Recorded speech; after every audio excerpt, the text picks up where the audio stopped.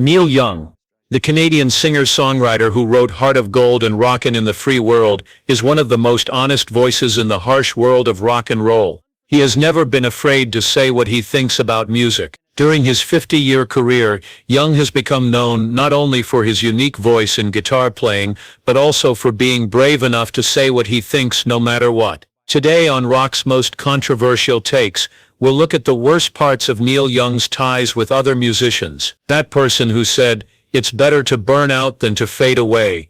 You used a quote from one of your songs. Is it better to burn out or fade away slowly? Way has held his fellow artists to the same high standard, and not all of them have met them. Young is said to have told a Canadian reporter in 1988 that music should come from the heart, not from a business meeting. Young's dislike for some artists, shown through alleged fights behind closed doors and harsh interviews, shows his unwavering dedication to authenticity over commercial success. Get out your acoustic guitar and get ready for some hard facts as we list the 6 musicians that Neil Young is said to have disliked forever.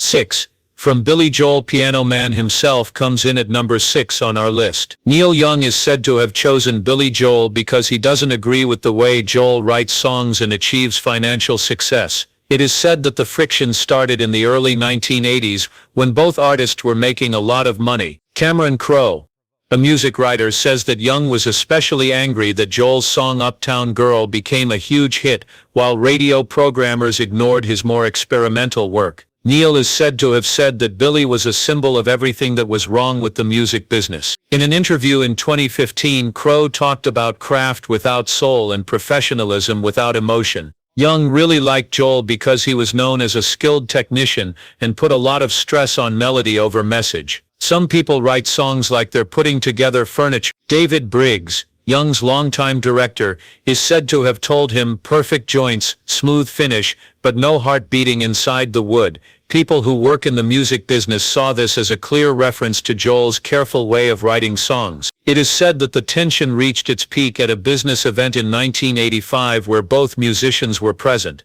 According to witnesses, Neil reportedly told Joel, "I don't do jingles," when he tried to work with Young on a project. Several people heard what was said, and it quickly spread through the music business. Young's opinion seemed to be mostly about the difference between being real and making money. Young is said to have told Rolling Stone in 1989, "Billy's talented for but ability without honesty is just singing. It sounds like he's doing study for a sociology paper when he writes songs about poor people." Joel had a lot of economic success and was well liked by critics, but Young seemed to see him as the embodiment of music as product rather than music as expression. Neil built his success on honest, raw emotion, so Joel's polished professionalism was the exact opposite of what Neil was fighting against in the music business. 5. The band Fleetwood Mac. Not surprisingly, Fleetwood Mac comes in at number 4. More specifically, the Buckingham Nicks era of the band, which was very popular in the mid to late 1970s. Young supposedly started having problems with Fleetwood Mac around the time that Rumors came out at the same time that the album became a huge commercial success. Neil was having trouble getting his more experimental music played on the radio. According to the widow of guitarist Danny Whitten, Young was especially angry that he thought the band was ready to use their personal problems to make money. In a 2010 video, she talked about how Neil told her that they turned their pain into a product. Young was especially annoyed by how carefully the band worked in the studio and how much they focused on making the music sound professional. It takes 6 months to make sure that every snare hit sounds great. His sound engineer Tim Mulligan is said to have told Young, "I could make 3 albums in that time and at least one of them would have a real heartbeat." People say that things got really bad when both bands were booked for the same music event. Festival organizers say Young asked for his set time to be changed so he wouldn't have to share the same backstage area with anyone else. A team member said they heard Neil say he didn't want to catch whatever they had. Young's criticism seemed to be mostly about how the band went from being pioneers of blues rock to becoming pop stars. He is said to have told writer Nick Kent in 1980, "I knew them when they were real. Mac used to love music. Then they learned that singing about breakups made them more money than playing the blues." People noticed the irony in the fact that Young, who had his own relationship problems, would blame others for using their own pain as material for their art. But for Neil, it seemed like the difference was in how he presented it.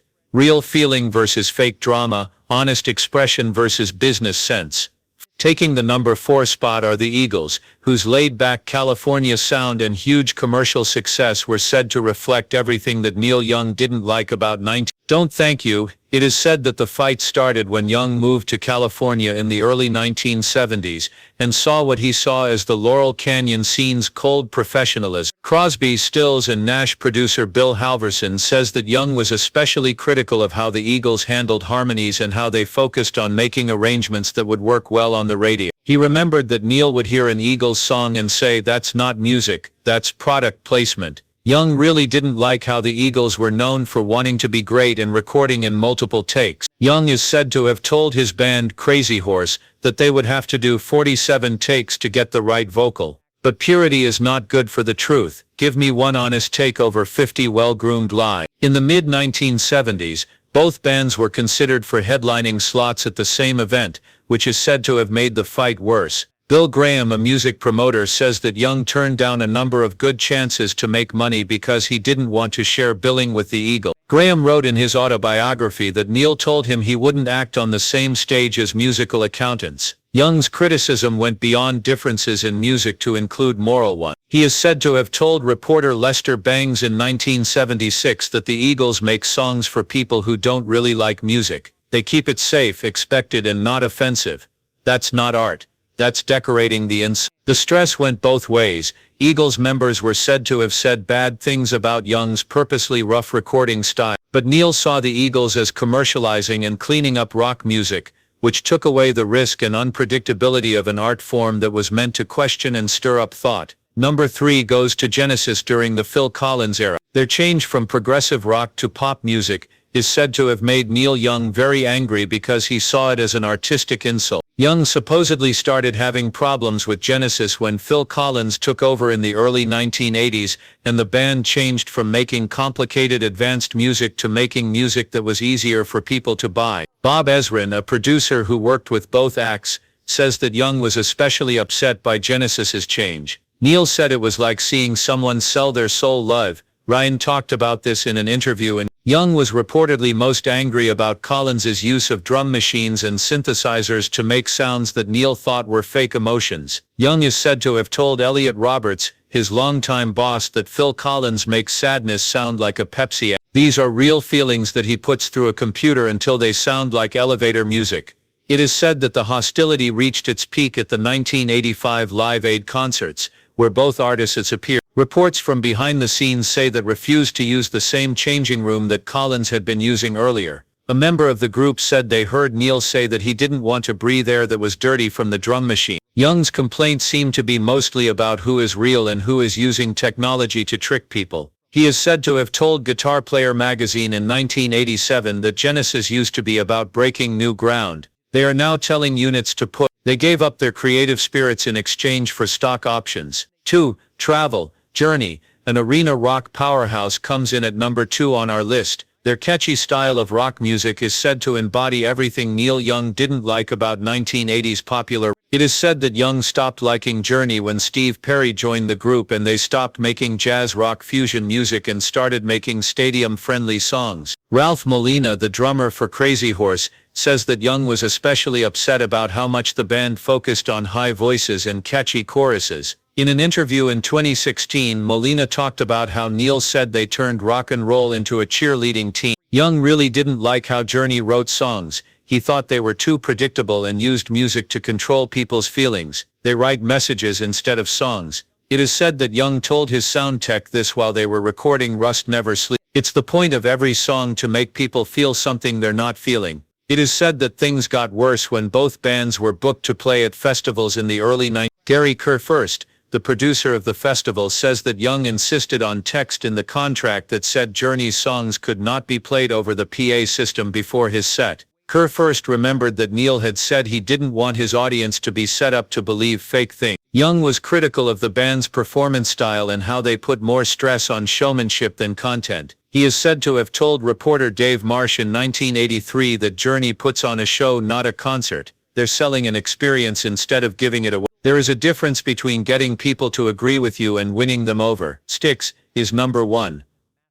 According to rumors, Neil Young hated progressive rock band Styx the most. Their theatrical style and theme albums were said to represent everything he found fake and pretentious about 1970s rock music. According to rumors, Young started to dislike Styx around the middle of the 1970s, when the band started putting on elaborate stage shows and rock opera-inspired shows. Lisa Robinson, a journalist, says that Young was especially upset by Styx's album The Grand Illusion, and their following theater tour. Robinson said that Neil told them that they had turned rock and roll into dinner theater. Young was especially angry that the band put more stress on story and character than on raw musical expression. Rock and roll should be about truth, not costumes, Young is said to have told his director David Briggs while Comes a Time was being recorded. I know something is very wrong with music when I see grown men on stage acting like robots. People say the fight got really bad when both bands were being considered for the same recording time at A&M Studios, and Jerry Moss, the studio boss, says that Young told him, "I won't record anywhere that's been tainted by prog rock pomposity." It sounds like the comment was inappropriate enough that other plans had to be made. Authenticity versus artifice and simplicity versus pretension seem to be at the heart of Young's complaints. He is said to have told Rolling Stone in 1979 that he makes music for people who don't think music is interesting enough on its own. They can't trust the songs to stand on their own, so they add stories, lights and fog machines to make it more interesting. When Young was asked about theme albums in a 1980 radio interview, he is said to have said the meanest. He allegedly said that Styx only knows how to sell tickets to people who thought entertainment was the same thing as learning. They're not players, they're cruise ship managers with amps. For Neil Young, Styx was the final lie about what rock and roll is all about. Artists who had given up on real expression in favor of complicated fakery, changing rock music into theater and losing the raw emotional power that made rock music important in the first place. Neil Young's sharp criticism shows how high his artistic standards are. Do you agree or not? Leave a comment below. If you want to see more rock scandals, subscribe, hit like and set off that alarm.